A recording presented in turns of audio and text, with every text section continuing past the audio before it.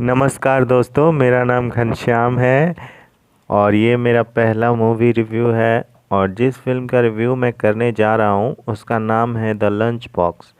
ये फिल्म रितेश बत्रा द्वारा निर्देशित है और यूटीवी मोशन पिक्चर्स और सिख एंटरटेनमेंट डर मोशन पिक्चर एंड एफडीसी द्वारा निर्मित है। ज़्यादा देर ना करते हुए सीधे कहानी पे चलते हैं। फिल्म में 4-5 ही मेन कैरेक्टर हैं। ये एक डॉक्यूमेंट्री भी है मुंबई के डब्बे वालों के ऊपर। पहले मैं ये बता दूं कि डब्बे वाला मुंबई शहर का एक टिफ़िन डिलीवरी सर्विस है जो ऑफिसेज में लंच बॉक्स पहुंचाने का काम करती है।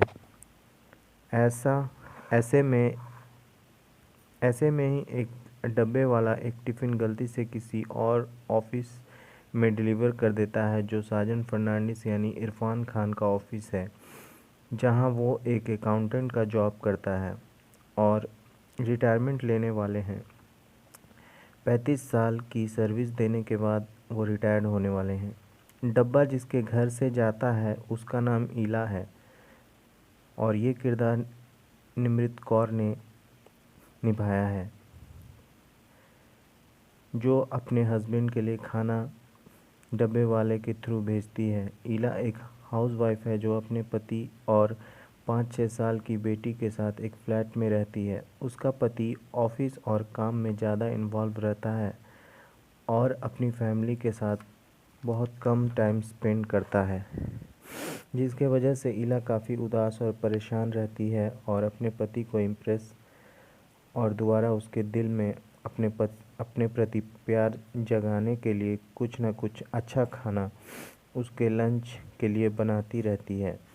और इसमें उसका साथ देती है ईला के ऊपर के फ्लैट में रहने वाली आंटी, जो नित नए व्यंजनों की रेसिपी ईला को बताते रहती है, जिससे उसका पति ईला से दोबारा इम्प्रेस होकर प्यार करने लगे। ईला की दिनचर्या है जहां वह एक दिन अपनी बेटी को स्कूल के लिए तैयार करती है। स्कूल के लिए छोड़ने के बाद वो लंच बनाने लगती है आंटी की हेल्प लेकर और उसे पैक करके डब्बे वाले को देती है, जो गलती से साजन रिसीव करता है।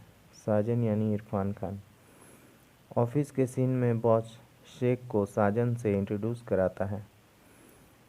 शेख यानी नवाजुद्दीन सिद्दीकी, जो साजन का जूनियर है, साजन से ट्रेनिंग लेने के लिए आता है क्योंकि साजन के रिटायरमेंट के बाद उसे ही अकाउंटेंट के पोस्ट पे जॉब करना है।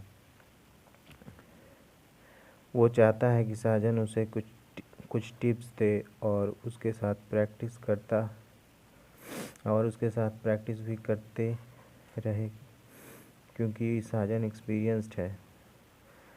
साजन उसे हमेशा इग्नोर करता है। ईला का टिफ़िन साजन बड़े चाव से खाता है क्योंकि ऐसा खाना वो कभी डब्बे वाले के यहाँ से नहीं खाई हुई होता है।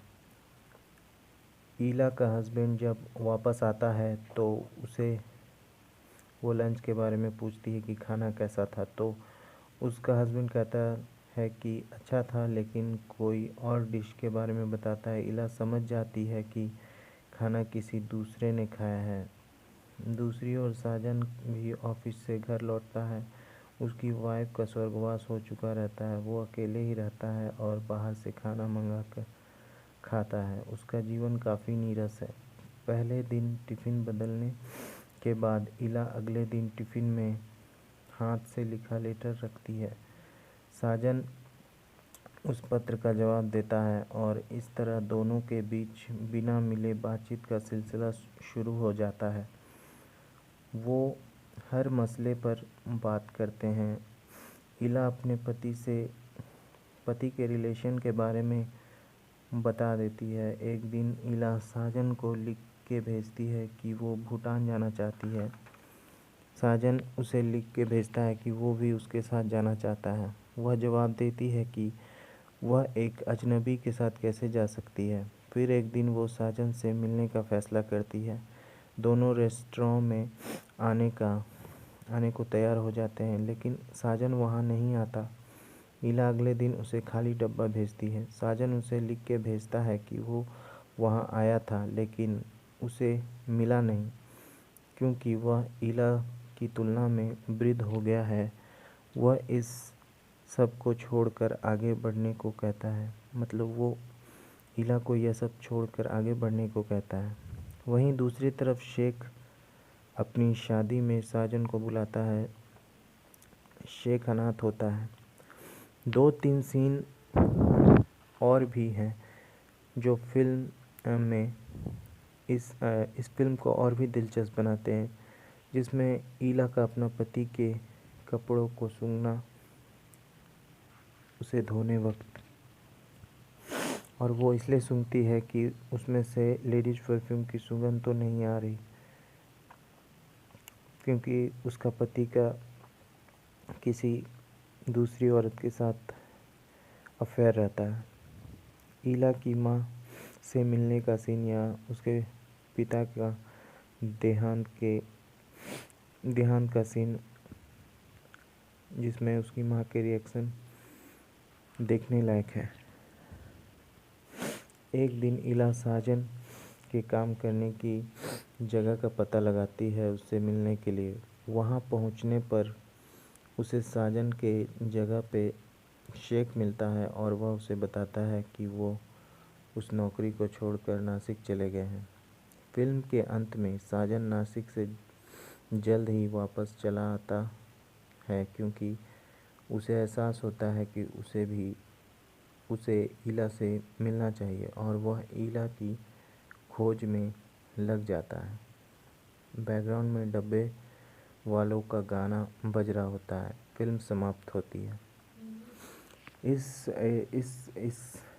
इस फिल्म का रिव्यू मैंने लिख कर दिया है, इसलिए कहीं कहीं पे मेरे संवाद कुछ ऐसे हैं जैसे लग रहा है कि मैं कुछ पढ़ रहा हूँ या मेरा व्यू नहीं है, लेकिन ये मेरा ही व्यू है, मेरा खुद का लिखा हुआ है, इसलिए जो भी आपने सुना ये मेरा ही व्यू है। इस फिल्म को बहुत सारे अवार्ड भी मिले हैं, कांस फिल्म समारोह और बहुत सारे अंतर्राष्ट्रीय फिल्म समारोहों में इस फिल्म को दिखाया गया है। और इस फिल्म का बजट लगभग 15 से 20 करोड़ है, और इस फिल्म ने अच्छा बिजनेस भी किया था, और इसे अच्छा क्रिटिकल क्लेम भी मिला था। सो थैंक यू दोस्तों।